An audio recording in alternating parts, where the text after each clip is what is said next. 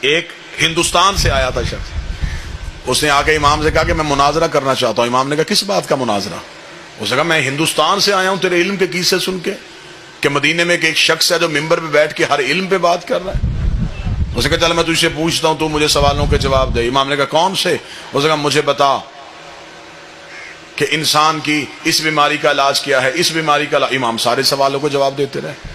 جب اس کے پاس بیماریاں ختم ہو گئی، امام نے کہا میں تجھ پہ سوال کروں؟ اس نے کہا کریں۔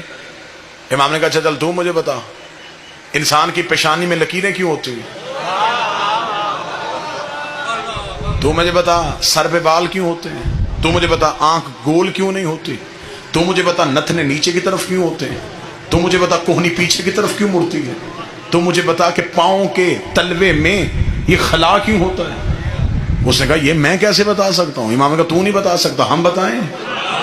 اس نے کہا آپ بتائیں۔ امام نے فرمایا سر پہ بال اس لیے ہوتے ہیں کہ سورج کی گرمی سے، سردی کی شدت سے دماغ کو بچا کے رکھے۔ اس نے کہا اچھا۔ مولانا نے فرمایا ہم آگے تمہیں بتاتے ہیں پیشانی پہ لکیریں اس لیے ہوتی ہیں کہ سر کا پسینہ آنکھوں میں نہ آئے۔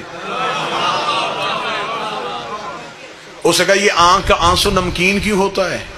اب یہ جو بزرگ بیٹھیں گے یہاں داد یہ دیں گے۔ اس نے کہا اب آپ مجھے بتائیں کہ انسان کی آنکھ کے اندر جو آنسو ہوتا ہے اس کا ذائقہ نمکین کیوں ہوتا ہے؟ امام نے فرمایا اس لیے کہ آنکھ کے اندر چربی ہوتی ہے، چربی محفوظ کرنے کے لیے نمک لگانا پڑتا ہے۔ کان کا پانی اس نے کہا کڑوا کیوں ہوتا ہے؟ امام نے کہا اس لیے اگر کان کا پانی کڑوا نہ ہوتا تو انسان سوتا تو کیڑے کان کے اندر چلے جاتے۔ اس نے کہا آنکھ گول کیوں نہیں ہے؟ امام نے کہا آنکھ گول ہوتی انسان جو دوا لگاتا وہ بہہ جاتی۔ اس نے کہا ناک کے نتنے نیچے کی طرف کیوں ہیں؟ امام نے کہا اس لیے کہ سانس کھینچ کے دماغ کو پہنچا۔ اس نے کہا کوہنی پیچھے کو کیوں مڑتی ہے؟ امام نے فرمایا اس لیے کہ انسان آگے کو چلتا ہے۔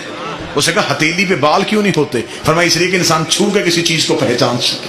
اس نے کہا پاؤں کے تلوے میں خلا کیوں ہوتا ہے؟ فرمایا پاؤں سیدھا ہوتا تو انسان چلتے ہوئے تھک جاتا۔ 132 سوالات اس نے سر کے بالوں سے لے کے پاؤں کے انگوٹھے کے ناخن تک بطول کے بیٹے سے کیے۔ امام ہر سوال کا جواب دیتے رہے۔ جب 132 جسم کے بارے میں پوچھ چکا تو اس نے اپنی پاؤں سے نالین اتاری، اپنے گھٹنے مدینے کی مسجد کے ریت میں رکھے، ادھر وہ سر سجدے میں رکھنے لگا تھا، یا امام نے اس کے سر کے نیچے آ کے اپنا ہاتھ رکھا۔ امام کہنے لگا کیا کرنے لگا ہے؟ اس نے کہا تجھے سجدہ کرنے لگا ہو۔ امام نے کہا مجھے سجدہ کیوں کر رہا ہے؟ اس نے کہا جو باتیں تو نے بتائی ہیں یہ عالم نہیں بتاتا، خالق بتاتا۔